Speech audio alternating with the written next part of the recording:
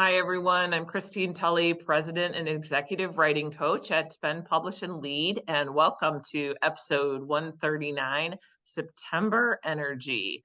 This episode, I have a surprise guest. I have Lisa Woodruff from Organize 365 joining us today to talk about this special time of year for organization, but also the relationship between the type of energy we have in September and October and how we want to get projects done in the fall, this being the most productive time of year, and how we might use that to our advantage as academics as we kick off our writing goals for the semester. So, Lisa, tell me why you think this is the most productive time of year. Oh, Christine, thank you so much for having me on the You're podcast. I welcome. love talking with you Yay, and me using too. your services. So I'm 51 years old, and I have been studying, informally researching families my entire life as a child in a big family, and then as a babysitter, and then as an early childhood teacher, and then a stay-at-home mom. And now I own a company called Organize 365, and I help other people figure out, like, how do you get beyond doing dishes and laundry and actually get out and do what you're uniquely created to do. And in observing families and my own home, I realized that we have like these seasonal energies. And Labor Day, this is coming out Labor Day weekend, this is so perfect.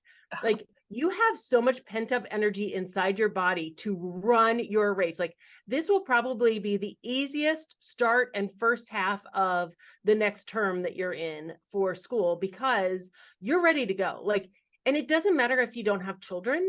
We as Americans, especially if you're American, it may be different in other countries, but we are conditioned to do nothing in July, get ready for back to school in August. And then once Labor Day happens, like, okay, we're all back into our new classrooms. Let's go. Let's learn as much as we can between now and American Thanksgiving.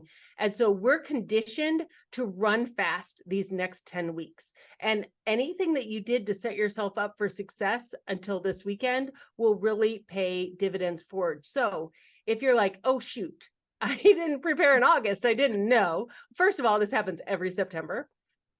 But secondly, like, you follow your energy this weekend, you're going to want to clean out the garage, redo your closet, like, do it, because you're not going to want to do that the second week in September. You're going to want to dive deep into your schoolwork. Hmm.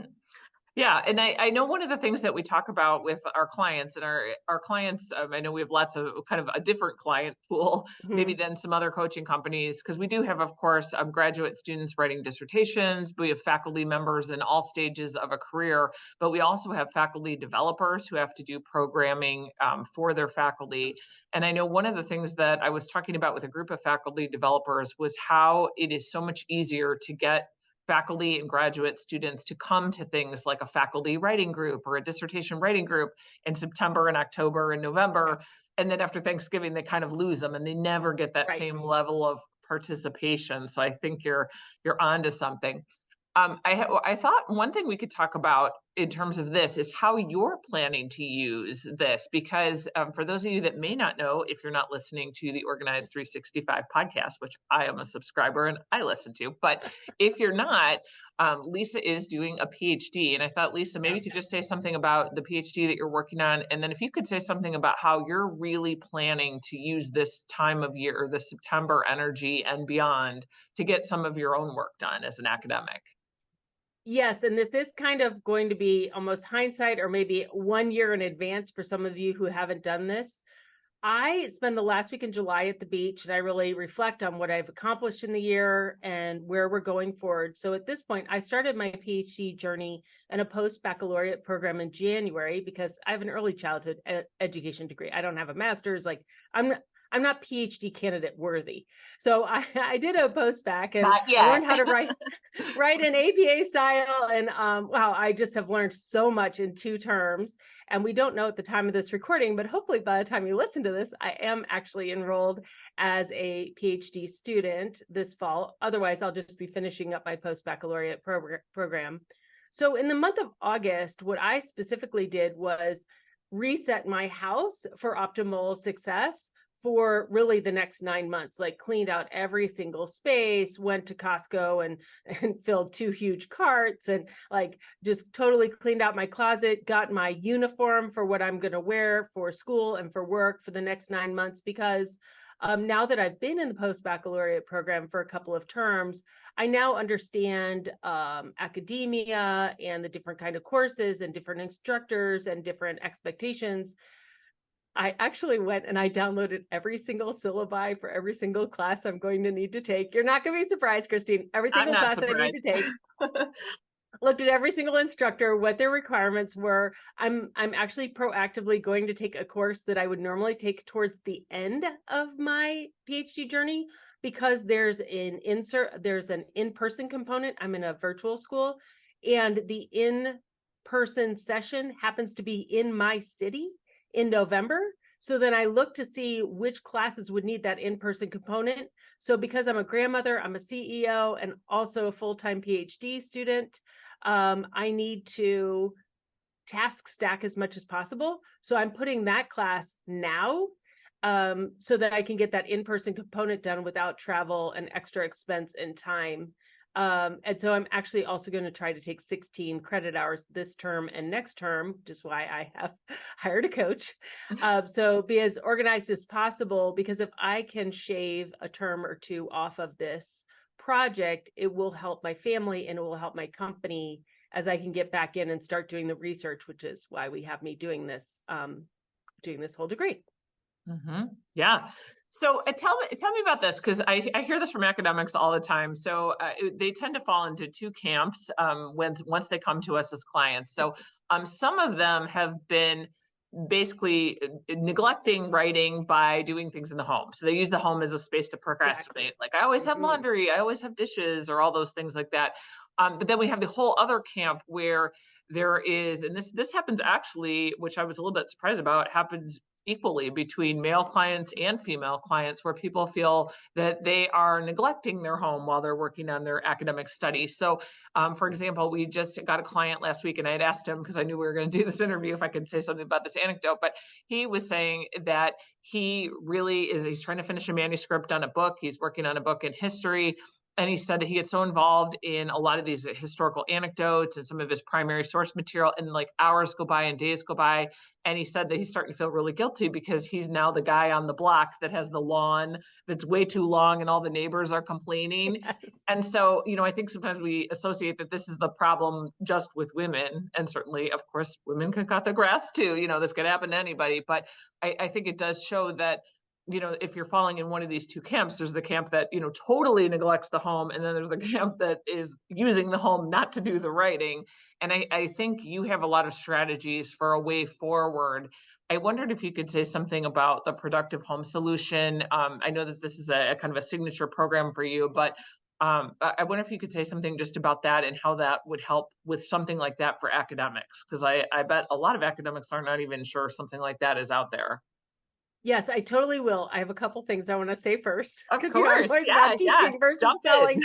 So first I want to say that a big thing that people get from the Organized 365 products and from our podcast is this idea that there is no such thing as perfect. You cannot have a perfectly manicured yard and a perfectly organized house and be getting your PhD and. But we are people of excellence. And this is like the first thing I taught my cohorts in our little Discord group. And they renamed the group People of Excellence, because especially in academia, we are always striving for perfection, for that A+, for not missing a single point, for doing hashtag all of the things. And that is admirable and that is good. But being a person of excellence is doing it from an internal drive. Being a person of perfection is doing it from an external, trying to get validation from someone else. Everyone is excellent. You are all excellent at what you're doing. Perfection does not exist. So that's number one. Number two, I have always said, and when I first started Organized 365 and I was doing in-home organizing in Cincinnati of C-level executives, et cetera, what I found was specifically women, but it could be women or men, find that they end up trapped in their homes trying to perfectly perfect their to-do list and get everything done before they're allowed to go out and do what they're uniquely created to do. I would so much rather you have piles of laundry and dirty dishes and be writing the next research study that I can read than that your house is perfectly done, but you only publish once every 5 years. Like, there is a yin and a yang. So I'm going to give you a term for this. I heard it first when I was a creative memories consultant. That's a direct sales company, and it's called purposeful procrastination. I can't remember. It'll come to me as I'm explaining it. So this is when you plan procrastination. That's not the name of it either. Anyway, this is when you decide that for a period of time, you are not going to do XYZ because you're doing something else. And I do this all of the time. So I'm telling you, the next 10 weeks are the most productive weeks of the entire year. I haven't done research to prove it or to substantiate it, because you can't prove anything. See, I'm already learning, Christine. But that's why I'm getting a PhD, is because I want to do research around how we use our homes, creating scaffolding in our homes, really to operationalize our homes like we operationalize the workplace. That's what I'm doing my PhD for, to use these anecdotes and the things that I've talked about in the podcast and really do I want to do a ridiculous amount of research. So at this point, if your house is not organized to the level that you want it to be, I give you a pass. You could say, Lisa gave me a pass until the last week of the year. It's called plan neglect. I knew it would come to me. Plan neglect. Yeah, I remember. I heard an episode on that. Yes. Maybe we're retitling this episode September Energy and Plan Neglect. So plan neglect. I wish I remembered who initially told me that. I don't have a source.